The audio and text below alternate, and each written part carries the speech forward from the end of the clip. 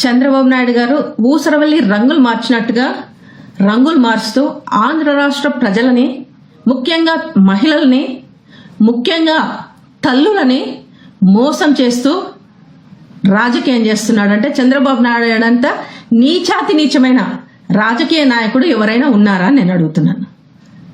గత ప్రభుత్వంలో జగన్మోహన్ రెడ్డి గారు ఏదైతే చెప్పారో అది తూచా తప్పకుండా అమ్మ ఒడి అని చెప్పి ప్రమాణ స్వీకారం చేసిన మొదటి రోజు నుంచి దిగిపోయే చివరి రోజు వరకు కూడా తూచా తప్పకుండా పాటించి తల్లుల అకౌంట్లోకి పిల్లల కోసం డబ్బులు వేశారు.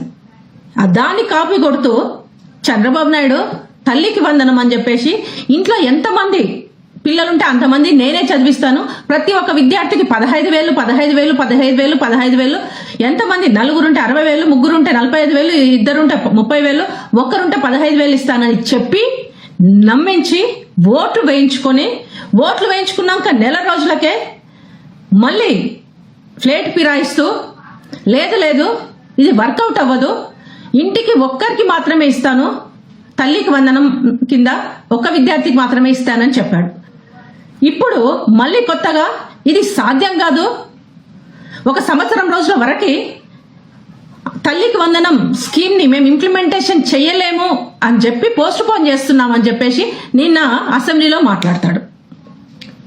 నాకు తెలిసి ఇంకొక అసెంబ్లీకి లేదు సంవత్సరం రోజులు కాదు 2 సంవత్సరాలు అంటాడు, మళ్ళీ ఇంకో అసెంబ్లీకి 3 సంవత్సరాలు అని చెప్తాడు.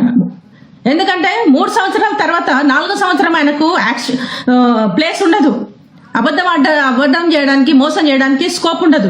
ఎందుకంటే ఇంకా ఎలక్షన్స్ దగ్గర పడతాయి కాబట్టి ఎలక్షన్స్కి ఒక సంవత్సరం ముందో 2 సంవత్సరాల ముందో మళ్ళీ తల్లికి వందనం నేను ఇస్తాను అని చెప్పేసి మళ్ళీ ఇస్తున్నట్టుగా యాక్టింగ్ చేసి ఓట్లు వేయించుకోవడానికి ఇస్తాడు. తప్పితే ప్రజలను, విద్యార్థులను చదివించాలి అనే ఉద్దేశం ఈ కూటమి ప్రభుత్వంకి ఏ పోషణ లేదు.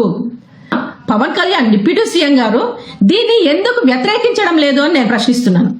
ఎక్కడైతే సమస్య వస్తుందో, ఎక్కడైతే అన్యాయం జరుగుతుందో, ఎక్కడైతే కమిట్మెంట్ ఫెయిల్యూర్ అవుతారో, ఇచ్చిన మాట తప్పుతారో అక్కడ నేనుంటాను, నన్ను నమ్మండి అని జనసేన పార్టీని పెట్టి ఈరోజు ఆయన కళ్ళ ముందే అన్యాయం చేస్తుంటే, ఆయన కళ్ళ ముందే తప్పులు చేస్తుంటే, రంగులు మారుస్తూ ఉంటే ఎందుకు ప్రశ్నించడం లేదు అని మేము అడుగుతున్నాం.